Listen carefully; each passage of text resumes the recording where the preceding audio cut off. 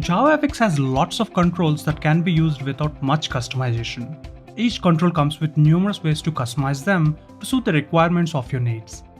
However, not much documentation is available on how to use these controls, and the small amounts of available information is scattered throughout the internet. In this course, I will take you through demonstration of labeled and text input controls. Labeled controls comprise of various kinds of buttons, label, and hyperlink. The text input controls deals with the use cases where you have to read the input from the user. We work on a simple scratchpad application and show how to customize these controls to handle many use cases. This course takes a playbook approach, so you can pick any module provided that you have completed module 1.